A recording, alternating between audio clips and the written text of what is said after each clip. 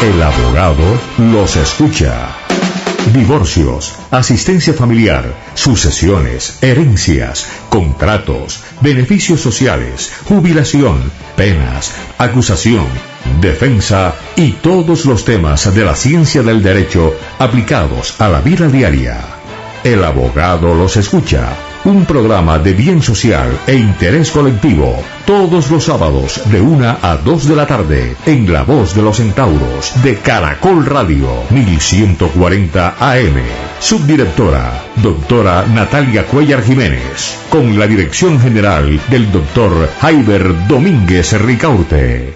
El abogado los escucha.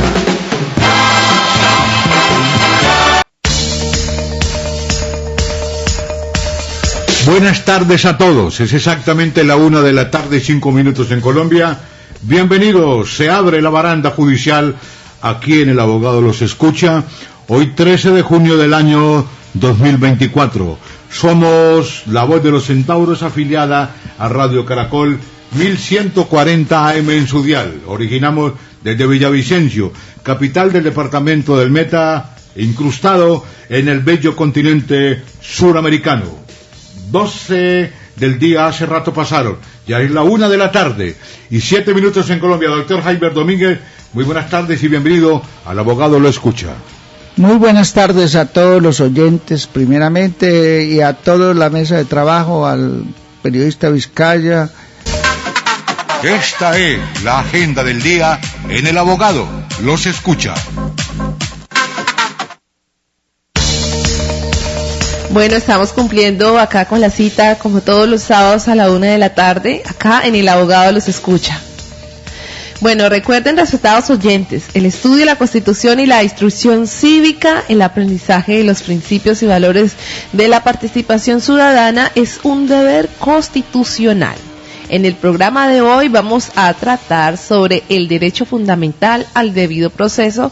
Como base teórica en la sección La Píldora del Conocimiento me referiré a qué son, primero, el derecho sustancial, segundo, el derecho procedimental, tercero, supremacía del derecho sustancial sobre el derecho formal y cuarto, debido proceso. Para cumplir este conocimiento a la vida diaria, continuaremos con el análisis del caso real de nuestro cliente, el señor Daniel, el cual se trata de una nulidad absoluta del contrato de leasing habitacional. Como de costumbre, respetados oyentes, ustedes deben tener claro que las opiniones expresadas por los profesionales que participan en este programa son de carácter educativo, no tienen color político ni económico, solo persiguen la verdad y la justicia social, solo comprometen a quien las expresa, eximiendo de cualquier responsabilidad a esta emisora.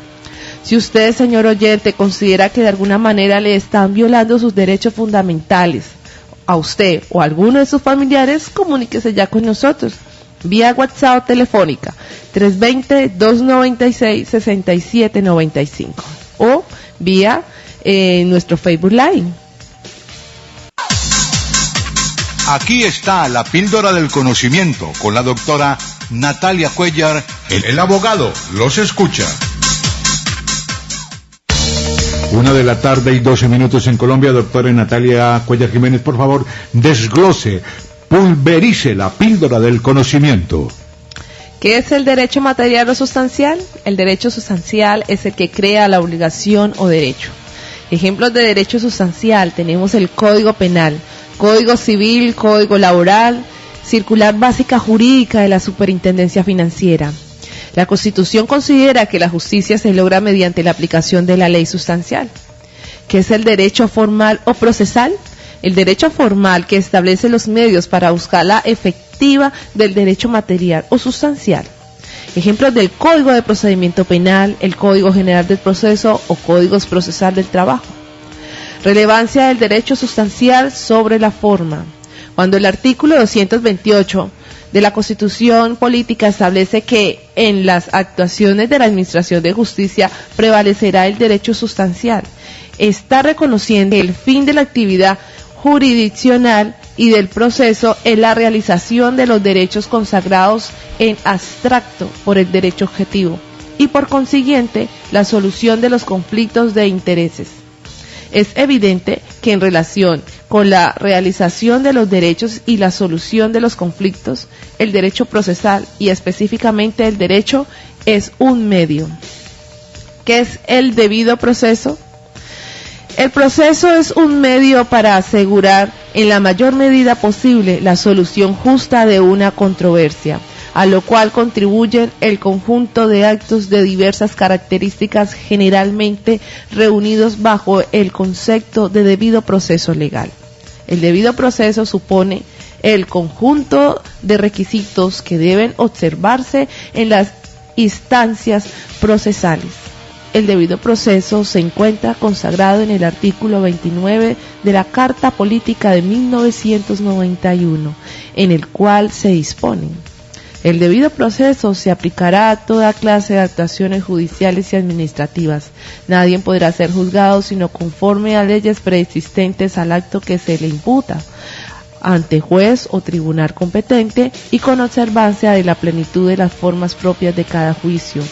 En materia penal, la ley permisiva o favorable, aun cuando sea posterior, se aplicará de preferencia a la restrictiva o desfavorable. Toda persona se presume inocente mientras no se le haya declarado judicialmente culpable. Quien sea sindicado tiene derecho a la defensa y a la asistencia de un abogado escogido por él o de oficio durante la investigación y el juzgamiento, a un debido proceso público sin dilataciones injustificadas, a presentar pruebas y a controvertirlas las que se le alleguen en su contra, a impugnar la sentencia condenatoria y a no ser juzgado 2 veces por el mismo hecho. Es nula de pleno derecho la prueba obtenida con violación al debido proceso.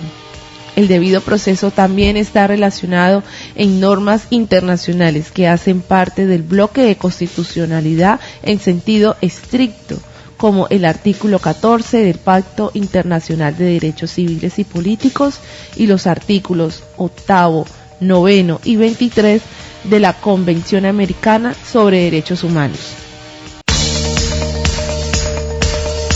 1:17 p.m, doctor Jaime Domínguez, por favor, posesiónese usted de la baranda judicial aquí en El Abogado Los Escucha.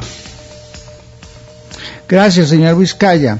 Vamos a tratar un caso real en donde podríamos identificar una violación al debido proceso. Vamos a utilizar una metodología pedagógica lo más completa y al alcance de todos. Entonces, en el programa anterior explicamos claramente los hechos que jurídicamente se denominan el acaecer fáctico del caso del señor Daniel, que se resumen de la siguiente manera. Voy a explicarle más o menos en qué consiste el caso y qué ha pasado. De don Daniel. De don Daniel. Don Daniel compró un apartamento que costaba 600 millones en la ciudad de Bogotá. Él directamente le pagó a los dueños del apartamento 300 millones de pesos y procedió a pedir un crédito en una entidad financiera reconocida del país. El asesor financiero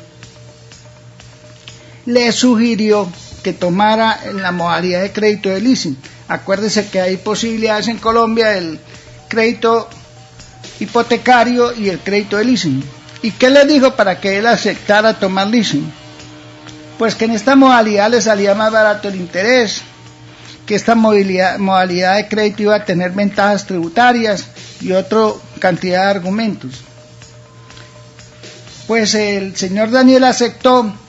Entonces le dieron instrucciones que hiciera una promesa de compra-venta con los vendedores o proveedores del inmueble, que les diera los 300 millones y que le cediera esa promesa de compra-venta a la entidad financiera y que escriturara esa compra, pero en ese momento le hicieron los documentos para que la propiedad, la titularidad del inmueble no quedara a nombre de él, sino quedara a nombre de la entidad financiera. Y si él le da a los dueños de la vivienda de la plata, ¿por qué el banco como tal se apropia? Pues eso es lo anormal, eso es lo ilógico, eso es lo ilegal en este caso. Bueno, habiendo conocido los hechos, iniciamos el proceso, para lo cual... ¿Qué es un proceso judicial, doctor Jaiber Domínguez? Primera pregunta de esta jornada, el abogado los escucha. La doctora Natalia va a contestar su pregunta, señor Vizcaya, ¿qué es un proceso judicial? El proceso es una sucesión de actos desarrollados ordenadamente y progresivamente por las partes y el órgano jurisdiccional dirigidos a obtener una decisión judicial sobre un caso concreto y singular. Perfecto, entonces es importante recalcar que el proceso es unos actos desarrollados ordenadamente y progresivamente por las partes en coordinación o en autoridad del órgano judicial. Doctora Natalia Cuellar Jiménez, segunda pregunta, ¿existe algo que pueda intentar no dejar iniciar un proceso judicial en nuestro país? Claro, se puede intentar una conciliación extrajudicial. Es más, de acuerdo con los artículos 35 y 38 de la Ley 640 del 2001, cuando la disputa sea conciliable, la conciliación extrajudicial es prerequisito obligatorio para poder iniciar el proceso judicial. En este caso, se celebra la conciliación extrajudicial, pero pues como lo vamos a analizar y como lo va a decir el doctor Domínguez, esa conciliación no tuvo buenos resultados, por decirlo así. Sí, hoy día con el tema de la congestión judicial se ha puesto especial importancia al tema de las formas extrajudiciales para resolver los conflictos, porque es una forma de ahorrar tiempo y desgasto judicial. En el caso del señor Daniel, para poder iniciar la demanda, tuvimos que cumplir el prerequisito de una conciliación extrajudicial que se hizo en un centro de conciliación reconocido de la ciudad de Villavicencio. En este momento voy a develar el nombre de la entidad financiera que hizo parte de este caso, que es Davivienda S.A.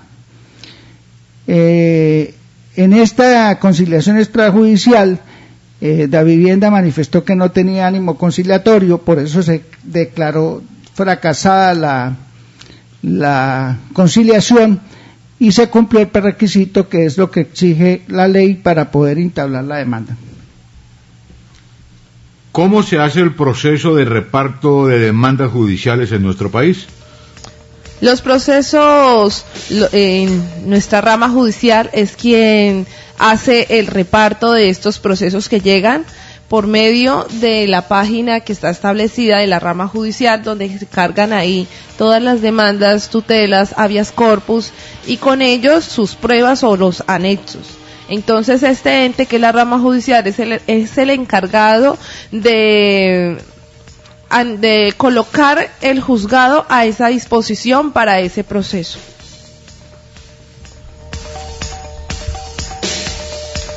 Esta actividad procesal de distribuir los procesos que se radican virtualmente está regulada en el Código General del Proceso por los artículos 20 y 25 del Código General del Proceso. En el caso específico, exactamente que estamos hablando, por ser un asunto contencioso, o sea que hay algo que dirimir, una discrepancia entre las partes, y que las pretensiones, o sea, lo que se pretende conseguir con este proceso es de carácter patrimonial, o sea, de dinero, y supera los 150 salarios mínimos legales vigentes. El conocimiento del proceso le correspondió al Juzgado 24 Civil del Circuito de Bogotá, bajo el radicado 11001 3103 024 2020 0017500. ¿Qué trámite tiene un proceso en primera instancia en nuestros juzgados, por ejemplo, en Villavicencio? El 21 de agosto de 1920 el juzgado 24 Civil del Circuito inadmitió la demanda. Ese es el proceso que tenemos que empezamos ahí por presentar la demanda, como ya se dijo, y el juez o el juzgado va a determinar si admite o inadmite la demanda. ¿Qué significa inadmitir una demanda en un juzgado cualquiera en Colombia? Radicar la demanda y repartirla al juzgado de conocimiento, el juez debe revisar que la demanda cumpla con los requisitos establecidos en el artículo 82 y sus siguientes del Código General del Proceso. El juez admitirá la demanda que reúna los requisitos de ley y le dará el trámite que legalmente le corresponda, aunque el demandante haya iniciado una vía procesal inadecuada. El juez rechazará la demanda cuando carezca de jurisdicción o de competencia o cuando esté vencido el término de caducidad para instaurarla. Mediante auto no susceptible de recursos, el juez declarará inadmisible en los casos expresamente señalados en el artículo 90 del Código General del Proceso. El 15 de septiembre del presente, 15 de septiembre del mismo año, se presentó la subsanación de la demanda, de acuerdo con el artículo 93 del Código General del Proceso, la cual finalmente fue admitida el 29 de septiembre del 2020. El juez determinó que el trámite legal que le corresponde realizar en este proceso es el establecido en el artículo 368 del Código General del Proceso, denominado proceso declarativo verbal. Un proceso declarativo de conocimiento es aquel en el que se acude al juez para que ese juez imputa el conocimiento de unos hechos y de unas pruebas, termine adoptando una declaración. El proceso declarativo tiene dos formas, el proceso verbal y el verbal sumario. Por el proceso verbal se tramitan los procesos contenciosos de mayor o menor cuantía y que no tengan señalado otro trámite en la legislación. El proceso declarativo verbal tiene la siguiente estructura: una fase escrita y una fase oral. La fase escrita se inicia con la presentación de la demanda y el juez respectivo a esa demanda hace un análisis de si la admite, la inadmite o la rechaza. Una de las acciones que el demandado puede optar es contestar la demanda. La fase oral se realizan dos audiencias. La audiencia inicial. Esta audiencia el juez interroga exhaustivamente a las partes, decreta las pruebas que se van a practicar. La audiencia de instrucción o juzgamiento, en esta audiencia el juez oye los testimonios, después los evacúa las pruebas, surte los alegatos de conclusión de manera oral y luego el juez está en la obligación de dictar sentencia. 1:28 p.m. en Colombia. Estamos presentando Está al aire. El abogado los escucha, doctor Jaiber. Por favor, continúe. En el caso real que estamos analizando, el 6 de octubre de 1920, Da Vivienda S.A. contestó la demanda de acuerdo con lo establecido en el artículo 96 del Código General del Proceso. El 21 de abril de 2021, como 6 meses después, se discorre el traslado de la contestación de la demanda. El 2 de septiembre del 2021 se lleva a cabo la audiencia inicial, de acuerdo a lo establecido en el artículo 372 del Código General del Proceso, el cual establece, entre otras, las siguientes etapas procesales. Buenos días. En la fecha 2 de septiembre de 2021 se inicia la audiencia del artículo 372 del Código General del Proceso en el expediente 1100-3630-24, 2020-00-17500 y se inicia con la presentación de quienes han comparecido a esta audiencia, empezando por el demandante. Tiene el uso de la palabra.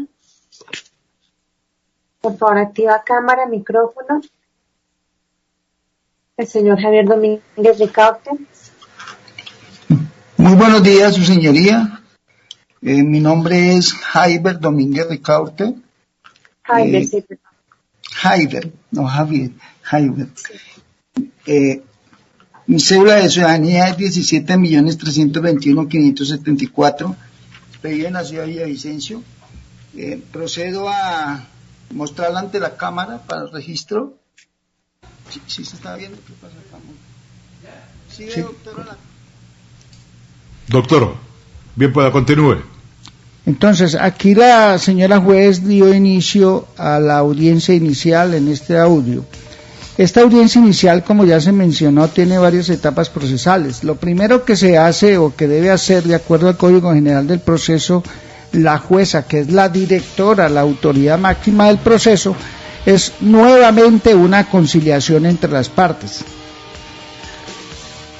Esta conciliación consiste que desde la audiencia inicial y en cualquier etapa de ella, el juez exhortará diligentemente a las partes a conciliar sus diferencias, para lo cual debe proponer fórmulas de arreglo sin que ello signifique prejuzgamiento.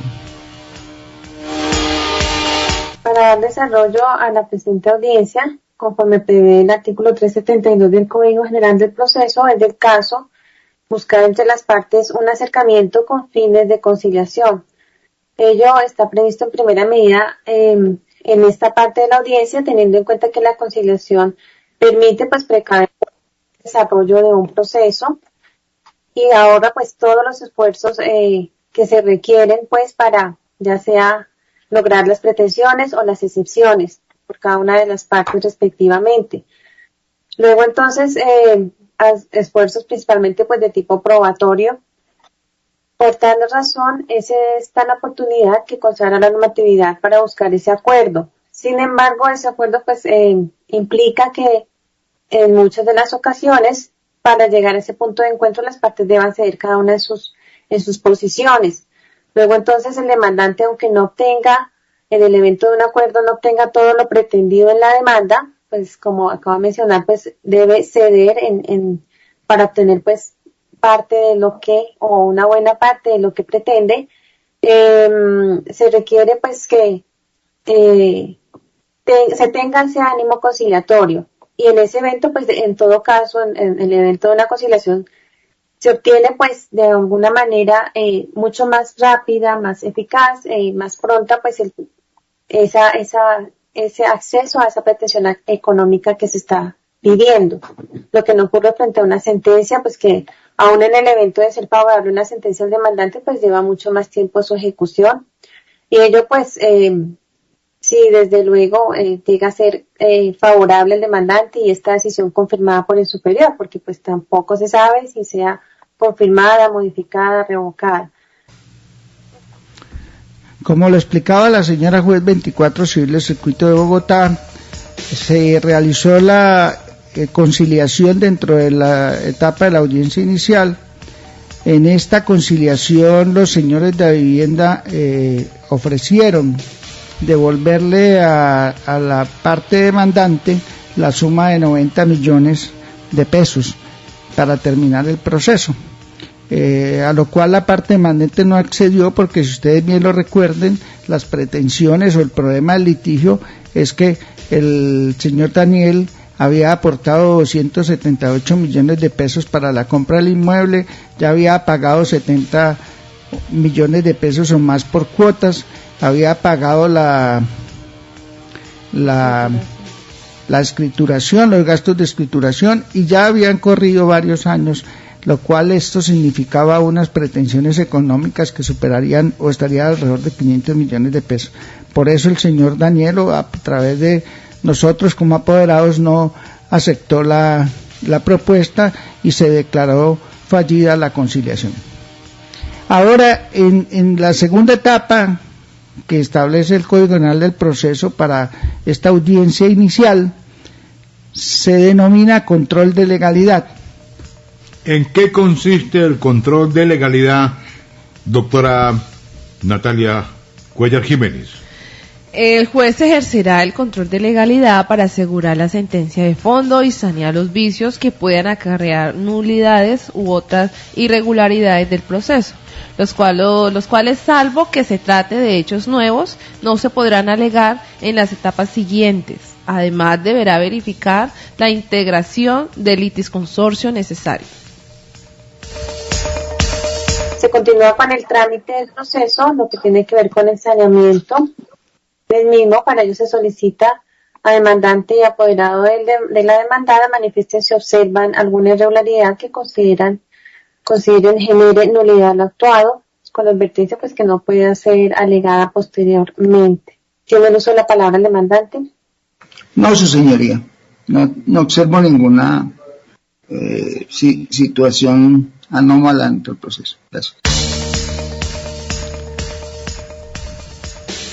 En el siguiente paso de esta audiencia inicial del artículo 372 del Código Penal del Proceso, se continúa con un paso denominado interrogatorio de partes y práctica de otras pruebas.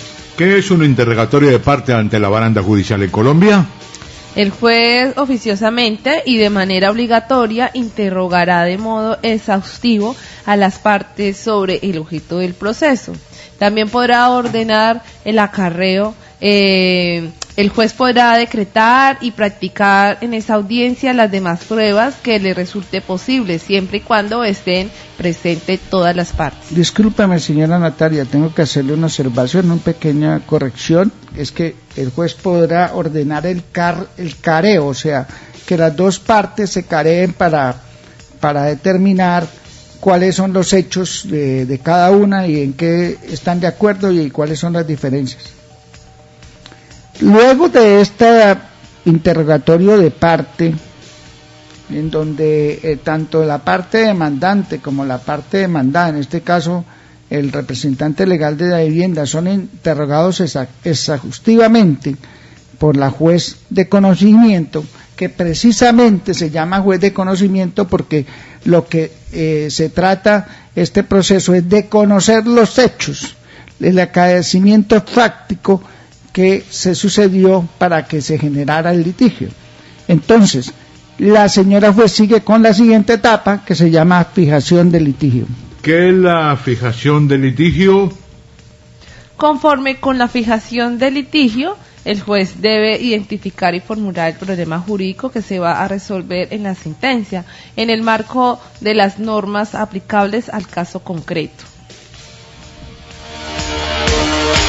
Lo dicho en el archivo 12, subsanación .15508.09 PDF, el propósito de este asunto se encontrará determinar si el contrato de leasing número 06000-4633-0019-2371, modalidad leasing habitacional sistema canon fijo, tasa fija, adolece o no de nulidad absoluta, en específico por incumplimiento de los artículos 2.2.1.1.2 literal A del decreto 2555 de 2010 y el numeral 1.5 de la parte 2, título 1, capítulo 5 de la Circular Básica Jurídica de la Superintendencia Financiera de Colombia, y en caso afirmativo, determinar el monto y forma de las restituciones mutuas que deben hacerse las partes por la anulación del negocio jurídico referido. Por lo anterior, entonces, los hechos a ser probados, pues, a cargo del demandante es la causal de nulidad absoluta que recae sobre el contrato de leasing referido y a cargo de la parte demandada ninguno. Seguidamente, en la audiencia inicial se continúa con el procedimiento denominado decreto de pruebas. ¿Qué es el decreto de pruebas, dado el ejemplo que estamos colocando? Bueno, el juez decretará las pruebas solicitadas por las partes y las que considere necesarias para el esclarecimiento de los hechos, con sujeción estricta a las limitaciones previstas en el artículo 168. Asimismo, prescindirá de las pruebas relacionadas con los hechos que declaró probados. Si decreta dictamen pericial, señalará el término para que se soporten, teniendo en cuenta que deberá presentarse con no menos de 10 días de antelación a la audiencia de instrucción y juzgamiento. Por último, por Secretaría de Labores y Diligencias de Oficio, la Notaría Segunda del Círculo de Bogotá, para que en los 5 días siguientes al enteramiento de esta decisión, remite a esta sede judicial copia de la escritura pública número 1772 del 13 de julio de 2017, celebrada entre Amparo Osorio de Sandoval, José Tiberio Sandoval Rincón, Juan Pablo Montana, José Tiberio Sandoval Osorio y el Banco de Vivienda. En este caso, la señora juez, como prueba de oficio, que significa que es una prueba que solicita el juez, no lo solicitan las partes, y que es de obligatoria ejecución, solicitó que se oficiara la notaría de Bogotá para que le enviara una copia original de la escritura de compra-venta del inmueble que fue objeto del leasing. Esto era importante para determinar lo que quería la juez determinar, si los hechos referentes a la forma de pago del inmueble constaban en ese documento y era una prueba eficiente y suficiente para tomar ella la decisión. En este punto de la audiencia señala el Código Penal del Proceso que si la juez considera que no hay que realizar más pruebas, recuerden que las decisiones de los jueces deben ser basadas en la ley y en las pruebas presentadas y decretadas y realizadas dentro del proceso. Entonces, si él considera que es suficiente, que ya su conocimiento es suficiente a través del debate probatorio para tomar una decisión y dictar sentencia, lo puede hacer. Eso es lo que llamamos una sentencia anticipada. Pero como en este caso la juez consideró que no había la suficiente conocimiento para tomar esa decisión, entonces lo que finalmente en la audiencia inicial o preparatoria, el último paso que se toma es la fijación de la audiencia de instrucción y juzgamiento. Esto significa que el juez, antes de finalizar la audiencia, fijará la fecha y la hora para la audiencia de instrucción y juzgamiento y dispondrá todo lo necesario para que en ella se practiquen las pruebas. ¿Qué quiere decir? En esta audiencia inicial se decretan las pruebas, es decir, cuáles pruebas se van a tener en cuenta en el proceso.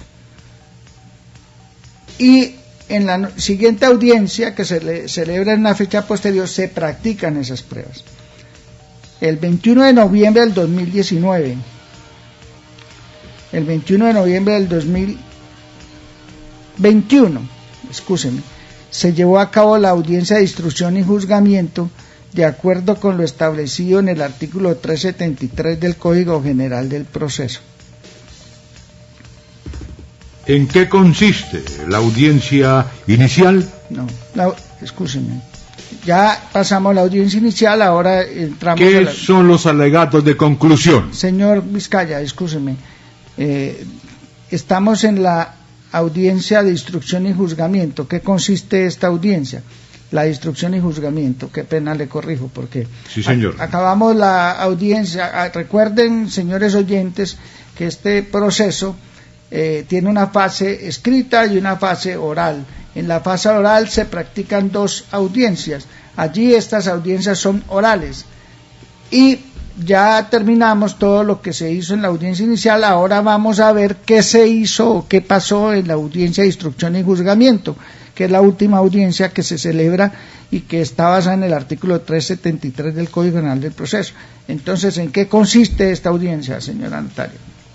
Bueno, en la hora y fecha señaladas en esta audiencia, que ya efectivamente ya el juez o la jueza ya lo había dicho, lo había establecido, dictado en la audiencia pública, deberá disponer de tiempo suficiente para practicar todas las pruebas decretadas por ella, oír los alegatos de las partes y, en su caso, proferir la sentencia. Practicadas las pruebas, se oirán los alegatos de las partes, primero al demandante y luego al demandado, y posteriormente a las demás partes, hasta por 20 minutos cada intervención. En la misma audiencia, el juez proferirá sentencia en forma oral, aunque las partes o sus apoderados no hayan asistido o se hubieran retirado del recinto. En la fecha 19 de noviembre de 2021 se inicia la audiencia consagrada en el artículo 373 del Código General del Proceso, dentro del expediente con número 1100-3630-24, 2020-00-17500. En esta audiencia de instrucción y juzgamiento, entonces se se renunció por parte de la demanda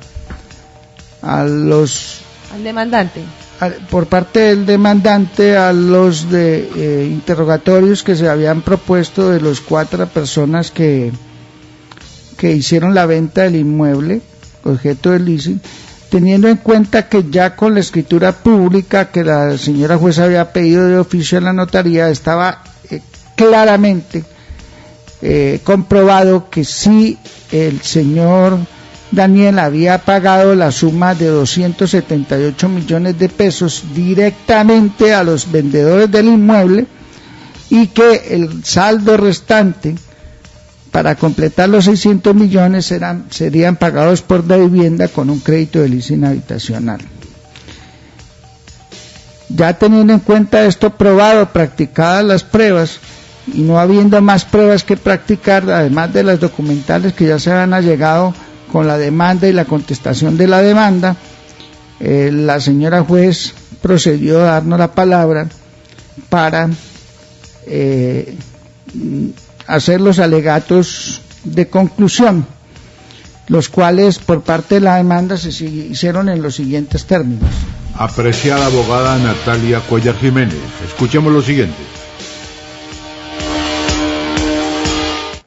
Que la vivienda aplique el numeral A los créditos de leasing habitacional, cuando lo único que el decreto 2555 del 2000 ordena es aplicar el numeral B y C, que nada tiene que ver con limitar el monto de financiar al 70% el inmueble.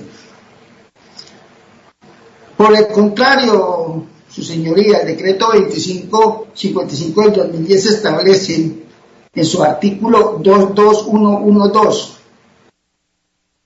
titulado Reglas para la realización de operaciones, dice textualmente: con el fin de que las operaciones de arrendamiento se realicen de acuerdo con su propia naturaleza, las compañías de financiamiento se sujetarán a las siguientes reglas. A. Los bienes que se entreguen en el arrendamiento deben ser de propiedad de la compañía arrendadora. Aquí no dice un 50%, un 70%, no. Lo anterior dice, sin perjuicio de que varias compañías de financiamiento arrienden conjuntamente bienes de propiedad de una de ellas mediante la modalidad de arrendamiento sindicato. En consecuencia, las compañías de financiamiento no podrán celebrar contratos de arrendamiento en los cuales intervengan terceros que actúan como copropietarios del bien o bienes destinados a ser entregados a tal título.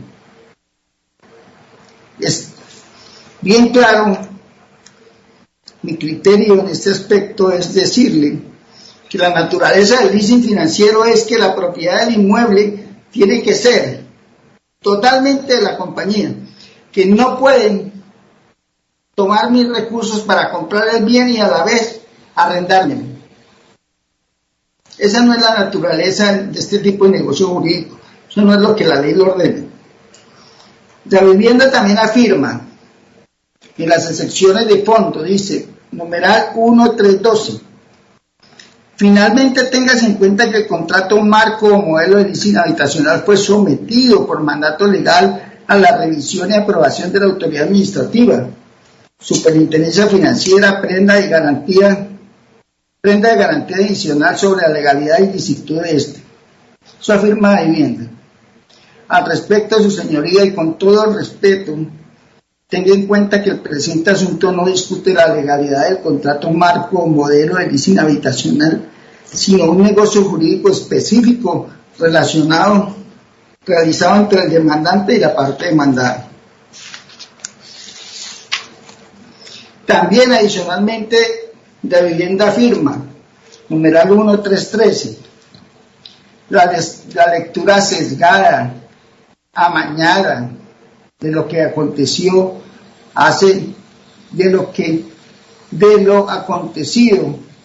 escúcheme doctora, la lectura sesgada, amañada, que de lo acontecido hace la parte actora, no solo carece de sustento probatorio legal, sino que muestra como un evidente desconocimiento del ordenamiento, al entremezclar torticeramente dos contratos diferentes, compraventa y leasing habitacional, para pretender desconocer la licitud de un contrato que el mismo demandante terminó anticipadamente en 2018, bajo las reglas del contrato que ahora tilda de ilícito. Señora juez, todo esto, esa afirmación, falta la verdad, porque quien interpreta mal las normas es la vivienda, como lo demostré en el punto anterior. Observe, su señoría, que en el negocio jurídico del leasing habitacional incluye tanto las etapas precontractuales, como son la aprobación del crédito del leasing, el estudio de los títulos para adquisición del inmueble, como las contractuales, como son la suscripción del contrato de leasing, la entrega real y material del inmueble al locatario, el pago de las cuotas de amortización pactadas durante la duración del contrato, la aceptación, rehúso por parte del locatario de acogerse a la opción de compra y finalmente la liquidación del negocio jurídico. ¿Quiere decir esto, señora juez? En este caso, la vivienda quiso excepcionar de que el contrato no decía unas y otras cosas, cuando en todo el negocio jurídico, partiendo de la carta de aceptación del crédito y todo el proceso administrativo que le consta al despacho, por las pruebas documentales que exigió de oficio, que se dieron, muestran todo lo contrario. Y muestran que el contrato de leasing o el negocio jurídico no ha terminado. No se ha liquidado el negocio jurídico, por eso está vigente. Entonces, ahora, el segundo punto sobre que quiero respetuosamente solicitarle que usted tenga en cuenta en su decisión es el siguiente, señora juez. La vivienda, en su calidad de operador especializado del sistema de financiamiento de vivienda a largo plazo en Colombia, está obligado a actuar bajo los principios rectores del ejercicio de esta función, establecidos en la Ley 1328 del 2009, régimen de protección al consumidor.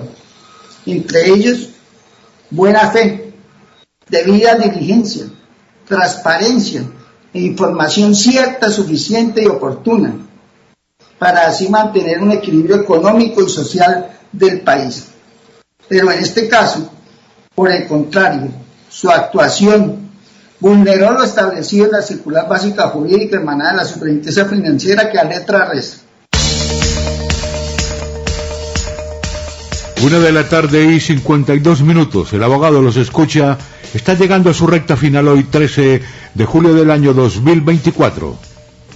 Señor Vizcaya, quería aclarar que los alegatos de conclusión son la oportunidad para expresarle al juez cuál debe ser el sentir de las partes, la conclusión a la que se debe llegar luego de analizar los fundamentos de hecho y de derecho y el acervo probatorio, sin que sea posible a estas alturas del proceso traer nuevos cargos o solicitar nuevas pruebas. Por cuestiones de tiempo, creo que hemos avanzado bastante y ya prácticamente faltan 2 temitas de la primera instancia que se realizó en el Juzgado 24 Civil del Circuito de Bogotá, que son los alegatos de conclusión de la parte demandada, sea de vivienda, y la sentencia y la apelación, lo cual vamos a tratar en el siguiente programa. 1:53 p.m. Alejandro Costa, buena tarde, muy agradecido por su trabajo en redes sociales. Buena tarde para todos y estén pendientes en la página, en el portal de YouTube, El Abogado los escucha. Vamos a subir toda la información y estos videos ahí van a estar disponibles para que ustedes los vean con toda la calma posible. Doctor, unos segunditos. Ramiro Bejarano, ¿quién era o quién es? Ramiro Bejarano es un abogado muy prestigioso, fue director del Departamento Administrativo de Seguridad AS, es un catedrático. Tiene una página de YouTube que ilustra, habla del derecho procesal e ilustra muy bien estos procesos de la jurisdicción de familia, de civiles, y que puede ayudar mucho al conocimiento para ustedes. Señor, que tenga una buena tarde. Mil gracias por su trabajo hoy en Derecho. Muchas gracias, señor. Doctora Natalia, que tenga una buena tarde de la misma manera. Muy buena tarde a todos ustedes acá en la mesa de trabajo y a todos nuestros fieles oyentes, igualmente los que nos están mirando y siguiendo desde su página, Reportero Vizcaya. al joven Giovanni Castillo Roballo. Buena tarde para todos y nos volvemos a encontrar el próximo sábado aquí en El Abogado los Escucha. Buena tarde para todos. El Abogado los Escucha. Divorcios, asistencia familiar, sucesiones, herencias, contratos, beneficios sociales, jubilación, penas, acusación, defensa y todos los temas de la ciencia del derecho aplicados a la vida diaria. El Abogado los Escucha, un programa de bien social e interés colectivo, todos los sábados de 1 a 2 de la tarde, en La Voz de los Centauros de Caracol Radio, 1140 AM. Director, Dr. Jaiber Domínguez Ricaute. Caracol Radio. Más